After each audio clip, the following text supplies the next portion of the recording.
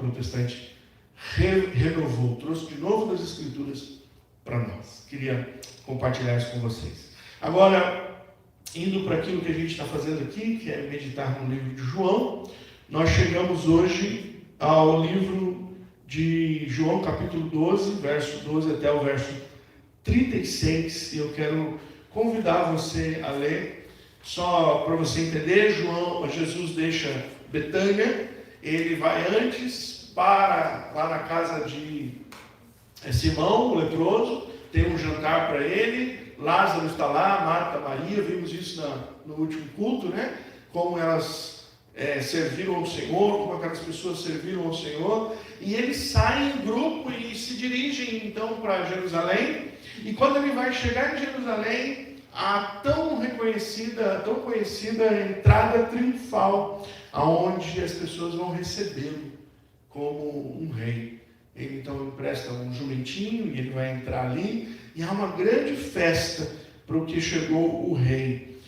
É interessante que João, ele traz um histórico para nós de que o milagre de Lázaro, o grande milagre que Jesus tinha feito, levanta uma multidão em favor de Jesus. As pessoas que veem o milagre, que participaram do milagre, que ficaram ouvindo sobre o milagre, falaram: gente, isso é muito grande. E então, quando ele entra em Jerusalém, eles querem recebê-lo como o rei de Israel. Se vocês lembram bem, a gente falou do milagre da multiplicação dos pães e peixes aqui, alguns domingos atrás, e uma das ideias do povo era fazer Jesus rei. E Jesus despista, não é a hora ainda de fazer ele rei. Mas agora, quando ele vai entrar em Jerusalém, ele aceita ser adorado como o rei de Israel. Ele aceita ser recebido como o rei de Israel. Ele pega um jumentinho, senta nele e ouve as pessoas cantarem e celebrarem, dizendo: Hosana, bendito aquele que vem em nome do Senhor. Vamos ler esse texto e entender o que Deus tem para nós nesta manhã. Eu quero convidar você a ler do verso 12, João 12, do 12 até o 36. No dia seguinte, a numerosa multidão que tinha vindo à festa, tendo ouvido que Jesus estava a caminho de Jerusalém, pegou ramos de palmeiras e saiu ao encontro dele, clamando: Hosana, bendito o que vem em nome do Senhor e que é rei de Israel. E Jesus, tendo conseguido um jumentinho, montou, segundo está escrito: Não tema, filha de Sião, eis que o seu rei está vindo, montado num filho de jumento. Seus discípulos, a princípio, não compreenderam isso, mas quando Jesus foi glorificado, então eles se lembraram de que essas coisas estavam escritas a respeito dele e também de que tinham feito isso com ele. A multidão que estava com Jesus, quando ele chamou Lázaro do túmulo e levantou dentre os mortos, dava testemunho. Por causa disso também a multidão saiu ao encontro de Jesus, pois ouviu que ele tinha feito esse sinal. Então os fariseus disseram entre si: Vocês podem ver que não estão conseguindo nada, eis que o mundo vai atrás dele. Ora, entre os que foram para adorar durante a festa, havia uns gregos. Esses se dirigiram a Filipe, que era de Betsaida, da Galileia, e pediram: Senhor, queremos ver Jesus. Filipe foi dizê-lo a André, e André e Filipe comunicaram a Jesus. Então Jesus se dirigiu a eles, dizendo: É chegada a hora de ser glorificado o Filho do Homem. Em verdade, lhes digo, se o grão de trigo caído na terra não morrer, fica ali só, mas se morrer, produz muito fruto. Quem ama a sua vida, perde-a, mas aquele que odeia a sua vida neste mundo, irá preservá-la para a vida eterna. Se alguém me serve, siga-me, e onde eu estou, ali estará também o meu servo. E se alguém me servir, meu Pai o honrará. Agora, a minha alma está angustiada. E o que direi? Pai, salva-me desta hora? Não, pois foi precisamente com este propósito que eu vim a esta hora. Pai, glorifica o teu nome. Então veio uma voz do céu: Eu já o glorifiquei e ainda o glorificarei. A multidão que ali estava e que ouviu aquela voz dizia ter havido um trovão. Outros diziam: Foi um anjo que lhe falou. Então Jesus explicou: Não foi por minha causa que veio esta voz, e sim por causa de vocês. Chegou o momento de este mundo ser julgado. E agora o seu príncipe será expulso. E eu, quando for levantado da terra, atrairei todos a mim. Ele dizia isso, significando com um tipo de morte que estava para morrer. A multidão disse: nós ouvimos da lei que o Cristo permanece para sempre. Como então você diz que é necessário que o Filho do Homem seja levantado? Quem é esse Filho do Homem? Jesus respondeu: ainda por um pouco a luz está com vocês.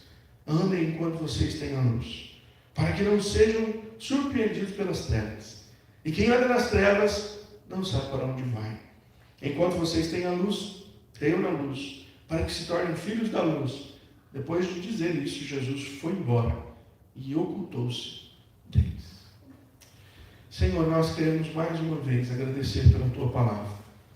Pedir que aquilo que o Senhor tem nesse texto para nós nesta manhã fale aos nossos corações, revigore a nossa fé, faça com que a gente perceba o que este Evangelho quer trazer para nós. Se necessário, Deus, muda-nos, transforma-nos, quebra-nos, para que a gente compreenda as verdades da Tua palavra. É o que nós te pedimos e oramos em nome de Jesus. Amém. Eu quero convidar vocês então para olhar para esse texto sobre o tema: entrou como rei, mas se apresentou como um cordeiro. É muito interessante a troca que João faz nesse texto. Ele pega dois aspectos de Jesus e ele apresenta no texto da entrada para que a gente pudesse ter certeza, convicção daquilo que realmente Jesus estava para fazer. O texto vai dizer que Jesus entra e ele é celebrado. E é interessante porque quando a gente olha para o texto, a gente percebe que há duas multidões ali. Uma multidão vem com Jesus, e quando ele começa a ser celebrado, uma outra multidão que ouviu falar, chega também. Então o grupo aumentou. Eles estão entrando em Jerusalém. Isso chamou tanto a atenção que os fariseus vão olhar para aquilo e dizer: agora acabou. A frase que eles falam aí, agora acabou. O mundo está atrás dele. Olha o que está acontecendo. Ele entrou aqui e as pessoas estão ovacionando. Não tem mais jeito. Vão levar ele a algum lugar, vão ungí-lo como rei, e daqui a pouco o Império Romano vai vir aqui, e isso vai virar, e não vai dar ruim, vai dar ruim. Mas agora não tem mais o que fazer. O que você faz quando uma multidão celebra alguém para dizer que ele é rei? Não tinha mais o que eles fazerem. Jesus então entra na cidade, e um grupo de pessoas que está ali, que são judeus, esperavam o rei. A sua entrada anunciava aquilo que era a ânsia do coração daquele povo. Israel, por anos e anos, estava debaixo do domínio romano. Israel tinha a promessa de Deus que Deus enviaria um libertador. Esse libertador ia ser rei segundo a linhagem de Davi.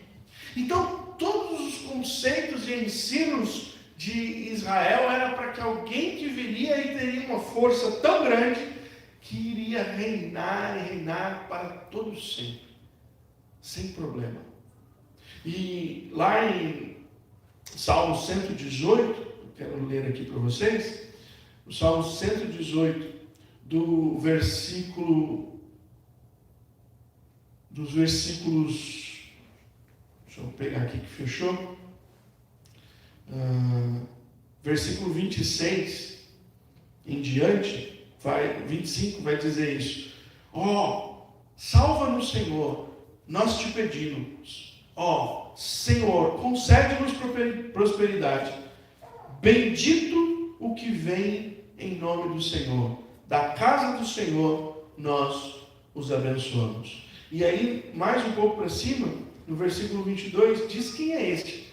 A pedra que os construtores rejeitaram, essa veio a ser a pedra angular. Nós já vimos isso no texto, de que Jesus já tinha sido reconhecido como a pedra angular, de que Jesus era aquele prometido, Jesus já tinha sido apresentado à sua nação e ao seu povo. Como eu disse aqui, em algum momento já quiseram fazer ele rei, ele disse: não foi para isso que eu vim, mas agora parece que está tudo certo. Jesus entra ele recebe a adoração, ele aceita o cântico do Salmo 118, dizendo ser ele o rei de Israel. O povo está pronto para pegar uma botija de óleo, chamar alguém que era da realeza ou algum sacerdote quisesse fazer isso e simplesmente colocar o nosso Senhor como rei. O texto que eles contam aqui é Zacarias, capítulo 9, ele diz: não tema, filha de Sião, eis que o seu rei está vindo montado num filho de jumento. Eles estavam na expectativa. Agora tudo vai se resolver. Israel vai ser liberto. Os romanos vão cair. Começará um reino de prosperidade. Israel reinará sobre todas as outras nações. O nosso rei chegou. Era um momento de esperança, era uma celebração. Cristo está entrando e tudo isso vai acontecer. O texto continua dizendo que até aquele momento os discípulos não estavam entendendo muito o que estava acontecendo. Os discípulos estavam preocupados com outra coisa, estavam com medo. Jesus tinha sido ameaçado de morte. Eles estavam com Jesus, tinham sido ameaçados de morte também. Mas agora, no meio de uma multidão que celebra em festa e diz: bendito aquele que vem em nome do Senhor, eles não estão entendendo muito. Mas eles estão juntos, vamos juntos. Vamos ver aonde isso vai dar. Eles veem a preocupação da religião de então. Mas, na hora que o rei pode assumir o trono, ele resolve se apresentar de outra maneira. Isso aqui quebra o texto no meio, que quando você está lendo, você fala assim: peraí, mudou a história? O que aconteceu? João se perdeu? Ele estava escrevendo de alguma coisa aqui, agora ele foi para outro lugar. Porque acaba o versículo 19 dizendo: o desespero dos fariseus. Vocês podem ver que não estão conseguindo nada. Eis que o mundo vai atrás dele. Veja, há um movimento, há um evento. Pessoas cantando pela rua. Jesus entrando. Um grupo religioso temendo aquela situação. Provavelmente os romanos ali já mandaram, passaram raiva, traz mais guarda que o negócio vai ficar feio. Aqui, estão querendo botar um rei aqui. Vamos fazer um reforço da guarda aqui romana. Tudo isso está acontecendo. E de repente João escreve: ora, os que foram para adorar durante a festa, havia alguns gregos. O que tem a ver com os gregos? Vamos fazer Jesus rei. Os gregos ficam para depois. Continua aí, a história está legal. Quem que vai no Gil? Mas João traz um evento que Jesus fez questão de mudar a tônica para que a gente descobrisse quem de fato estava entrando ali, que tipo de reino estava para começar. Sim, o rei entrou, mas ele não entrou para levantar um exército contra Roma. O rei entrou, mas ele não entrou para fazer passeatas e reivindicações. O rei não entrou para subir um lugar e dizer: eu sou da linhagem de Davi, e eu vim aqui, agora vocês precisam me adorar. O rei não veio tomar um poder bélico, um poder financeiro sobre o povo. O rei entrou e ele queria se apresentar para o povo. Sim, eu sou o rei, mas qual é o tipo de reinado que vocês querem? Qual é o tipo de reinado que vocês esperam? Eu não vim para este reino. Jesus já tinha falado várias vezes: o meu reino não é deste mundo. E quando ele se apresenta agora, quando ele entra como rei, mas ele se apresenta como um Cordeiro de Deus. Olha a mudança da tônica. Os gregos chegaram lá e disseram: Filipe, nós queremos falar com Jesus. Um grupo de gregos. Gregos provavelmente que tinham se convertido ao judaísmo. Foram à festa. E ao chegarem lá, ouviram falar desse Jesus. Nós queremos falar com ele. E aí o Filipe, que foi intermediário, chega para o André e diz: André, tem um problema agora aqui para a gente resolver. Não sei que o negócio aí está pegando fogo, todo mundo cantando, celebrando, vem o rei, Hosana, mas chegou um pedido aqui, um grupo de gregos querem falar com Jesus. Você acha que a gente chega ali e atrapalha a festa? A gente tira Jesus do jumentinho e diz: Senhor, vem cá, tem uma galera. A gente faz isso? E o André ponderou, olhou para o Filipe, olhou para o... vamos lá falar, vai aqui, né? Vai que ele quer falar com os gregos. E então André e Filipe vão até aquele lugar onde Jesus estava e diz: Senhor, tem um grupo aqui que quer falar com o Senhor. E Jesus deixa tudo aquele e vai falar com os gregos. E o que ele fala com os gregos? João não escreve se houve uma pergunta, se houve uma apresentação, se Jesus perguntou se eles fizeram boa viagem, o que eles estavam fazendo ali.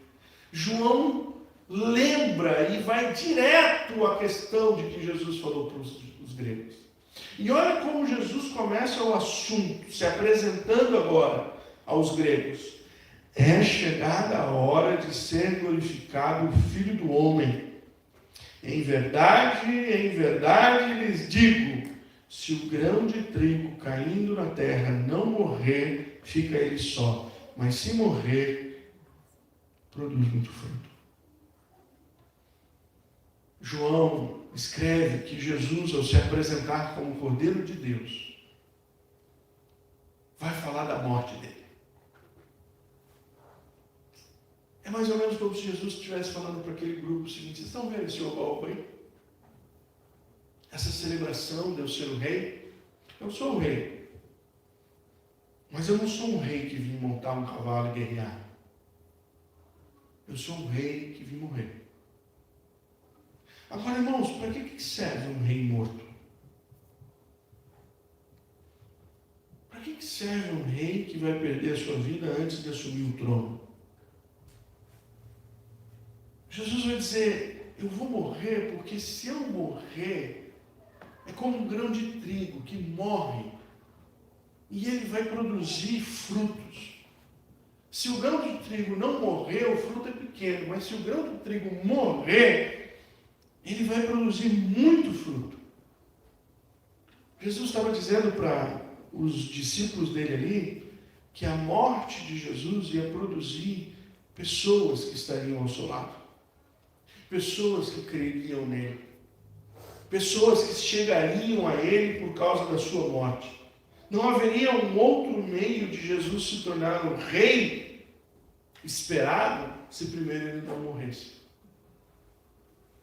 Mas não era muito isso que as pessoas estavam interessadas em ouvir. Pelo menos não o grupo que estava ali sob opressão. O texto continua e Jesus diz: quem ama a sua vida perde. Mas quem odeia a sua vida neste mundo irá preservá-la para a vida eterna. Se alguém me serve, siga. É interessante que João, ele pega esse texto e ele corta.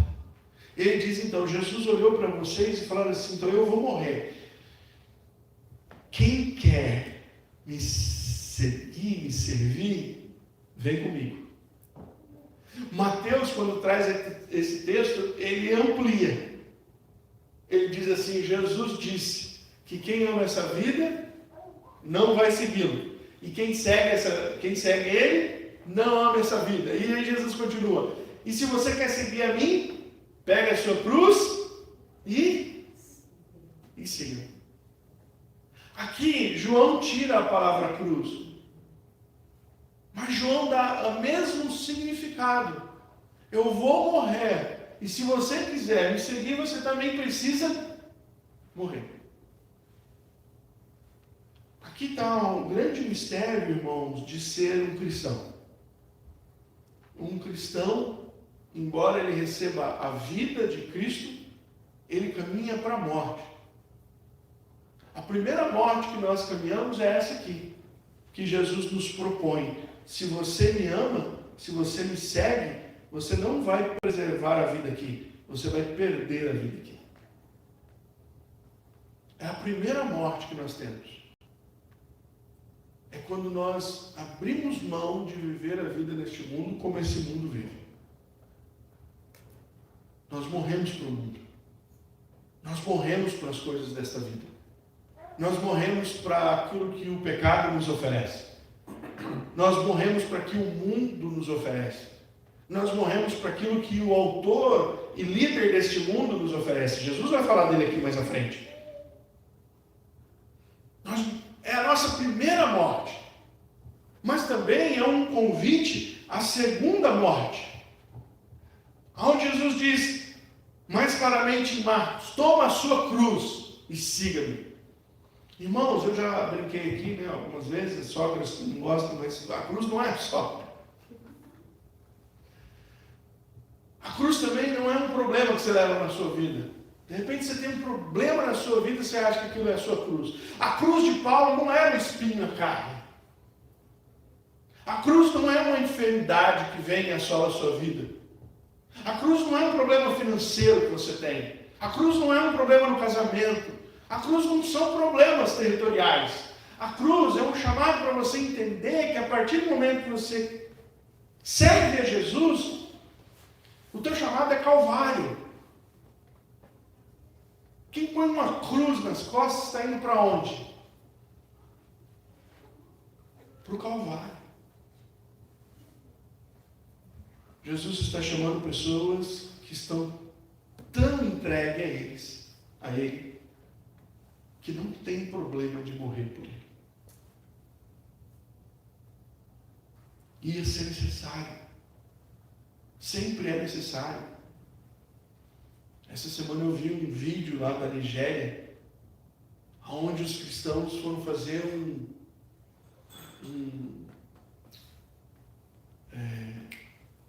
enterrar as pessoas, um enterro coletivo. E eles saíram da tribo levando os caixões nas costas, cantando, de crentes que tinham sido mortos ali pelo Boko Haram, pelos extremistas islâmicos. Há a possibilidade de você não morrer dessa maneira. Simplesmente nega a sua fé. Passe para o lado de lá e você vai manter aqui a sua vida. Então é isso que Jesus está dizendo. Você quer manter a sua vida nessa... Você ama tanto a sua vida, você vai perder a mim. Mas se você ama muito a mim, você vai perder a sua vida. É um convite claro para andar com Ele até a morte. Não desistir de andar com Ele. Mesmo que venham as perseguições, mesmo que venham a tentativa de tirar a sua própria vida, não faz sentido deixar de seguir. Se alguém me serve, siga. E aí vem a promessa, onde eu estou, ali também estará o meu servo. Se você me seguir, o meu Pai vai honrar você. E aí, irmãos, essa palavra de Jesus é tão dura que ele diz, a minha alma está angustiada, porque agora é só a minha vez. Eu estou entrando aqui para morrer. E o que eu vou dizer? Senhor, salva-me desta hora? Não, foi para isso que eu vim. E aí João registra uma coisa interessante que só João fala. No meio de toda aquela conversa, de um grupo ali esperando Jesus voltar para o jumentinho, volta aqui, vamos continuar cantando, de um grupo que está ouvindo ele se desmotivar. Jesus está num momento de desmotivação. Ele não está dizendo, gente, eu vim aqui, vocês viram, eu entrei, agora eu vou chegar ali, eu vou subir o trono, vou pegar o cajado, vou dar a ordem, vai tudo se resolver. Não, Jesus está dizendo, então, vocês viram que eu entrei, eu vou morrer. E aí parece que as pessoas que estão ali estão lá. E só João diz, o versículo 28, então veio uma voz do céu e disse, eu já o glorifiquei e ainda o glorificarei. Deus abre as nuvens e fala. E o povo que está ali, alguns dizem, nós ouvimos um trovão. Outros dizem, não, um anjo falou com ele. E aí Jesus, é claro, sabe a voz que vocês ouviram? Não foi para mim. Foi para vocês. Para que vocês se fortaleçam. Para que vocês entendam que quando ele morrer, quando Jesus morresse, vocês não desanimassem. Ele chega a dizer, chegou o momento desse mundo ser julgado. O seu príncipe vai ser expulso. E eu, aqui ele diz claramente como ele vai morrer. Quando levantado da terra, atrai todos ali. Entende? O grão de trigo precisa morrer, senão ele fica sozinho. E eu, quando for levantado da terra, atrairei todos a mim. Jesus entrou como um rei, mas se apresentou como um cordeiro. Sabe por quê? Porque Israel queria um rei que livrasse eles da opressão romana. Contudo, o Senhor nos deu um cordeiro que nos livra da opressão do pecado. Um rei que podia livrar de uma opressão momentânea. Não era o propósito de Deus. O propósito de Deus era um cordeiro que ia livrar você de uma opressão eterna. O cordeiro morreu para que você tivesse vida. Ele entrou ovacionado, mas não sentou num trono em Jerusalém, irmão. Ele foi para uma cruz no Monte da Caveira. Porque ele não queria que o povo dele vivesse um momento realizado político, livre de uma opressão de um outro povo maior. Ele queria que todos que fossem atraídos a ele, depois que ele levantasse da terra, não tivessem nunca mais a opressão do pecado. Não tivesse mais medo de morrer. Não tivesse medo de levar a cruz. Não tivesse medo de encarar o dia a dia, as dificuldades. Porque a promessa dele é muito maior do que um período de paz em Israel. A promessa dele é que se você crer nele, ainda que você morra, você vai viver eternamente. A promessa dele nesse texto é, para onde eu vou, os meus servos irão também. A promessa dele é que se você estiver com ele, o Pai vai honrar você. Nós não temos um rei local. Nós temos um rei que morreu para nos dar a liberdade para toda a eternidade. Virá um dia que ele vem reinar sobre tudo isso. Mas enquanto ele não vem reinar sobre tudo isso, ele quer reinar sobre a minha vida, sobre a sua vida. Para dar a você a paz que você precisa. Para dar a você aquilo que você necessita, que é a libertação não de um povo opressor, mas do pecado, que agora não pode ter mais domínio sobre nós. Eu espero que você não tenha ficado decepcionado com o rei que entrou em Jerusalém. Porque semana que vem nós vamos ver que uma multidão se decepcionou. O texto de hoje termina assim. Depois de dizer isso, Jesus foi embora e ocultou os deles. E o texto continua. Uma multidão não acreditou mais nele. Que você seja como o grupo que estava ali e que entendeu. Teu rei entrou em Israel, não para sentar no trono, mas para ser morto numa cruz. Não para dar a você uma liberdade política, momentânea, mas para dar a você uma liberdade eterna. Foi isso que Jesus conquistou para nós. E é isso que a gente vai lembrar hoje, na ceia. Nós celebramos o Cordeiro, que rompeu o seu corpo e o seu sangue em nosso lugar. Vamos orar? Senhor, esse texto é tão dinâmico e tem tantas coisas que a gente poderia passar muito mais tempo aqui olhando. Mas o principal que vimos nele hoje é que tem gente que não consegue enxergar o Senhor, tem expectativas frustrantes, porque olham para o Senhor e esperam coisas erradas. Eu oro para que o Senhor abra os nossos olhos, para que a gente veja o Cordeiro de Deus que tira o pecado do mundo. Que o Senhor entrou em Israel celebrado como rei, não sentou num trono. O Senhor foi levantado na cruz. Aquilo não foi para trazer uma liberdade momentânea, mas uma liberdade eterna. Que essa manifestação de poder e misericórdia do Senhor sobre o teu povo neste dia também seja sobre nós hoje. Que a gente celebre, bem-vindo que vem em nome do Senhor. Bem-vindo. Não para reinar nos Estados Unidos, no Brasil, ou em Jerusalém. Não.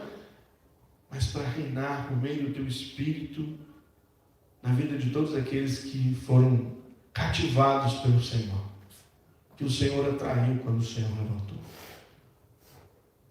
Meu Deus, se há pessoas que nos ouvem aqui ou na internet que ainda não entenderam isso, que se aproximem do Senhor hoje, para a glória do teu nome. Em nome de Jesus eu oro. Amém. Quero convidar o Márcio aqui à frente. Nós vamos orar. No texto em Mateus, capítulo 26, diz que ele convidou os discípulos para estarem juntos. E ele partiu o pão, deu graças, e ele pegou o cálice e deu graças. Então nós vamos dar graças aqui nessa manhã. Pedir ao Márcio para agradecer pelo pão e pelo cálice, e depois nós vamos participar da ceia juntos. Senhor Deus, após ouvir a Tua palavra e entender o porquê que o Senhor veio para cá, como o Senhor se apresentou, nós lembramos aqui que o Senhor foi na cruz por nossa causa. O Senhor sendo aquele grão de trigo para gerar muitos frutos e, no nosso caso, eternos. Muito obrigado, Senhor, porque o Senhor se ofereceu esse sacrifício por nós.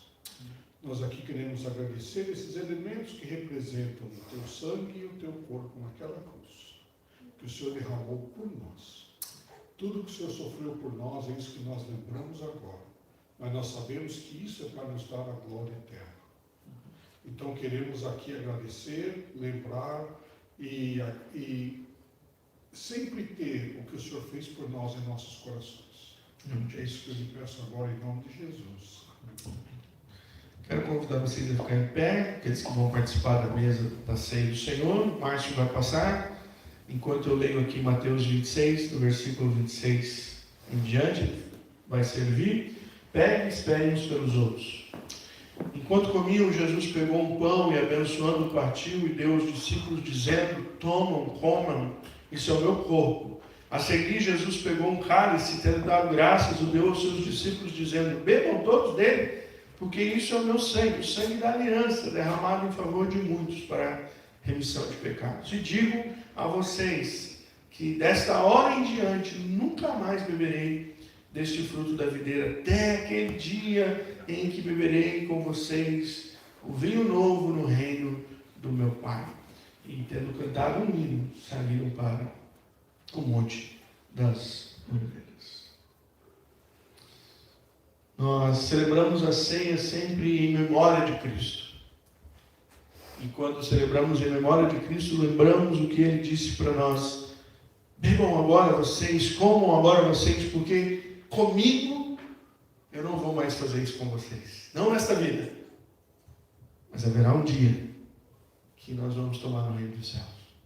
Então eu sempre brinco dizendo que toda ceia é um ensaio. A gente está fazendo ensaio.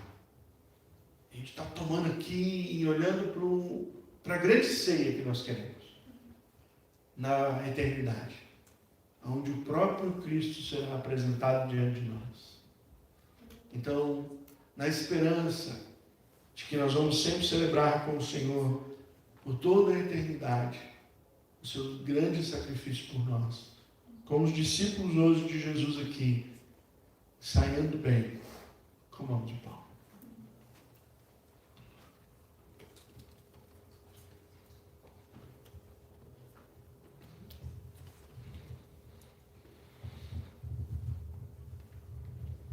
O que um rei pode dar ao povo? Davi foi um grande rei. Ele deu a Israel muitas vitórias. Foi um rei esplêndido na guerra. Israel ganhou territórios que ele nunca imaginaria que ele ia ganhar em toda a sua história. Deus fez de Davi um grande guerreiro.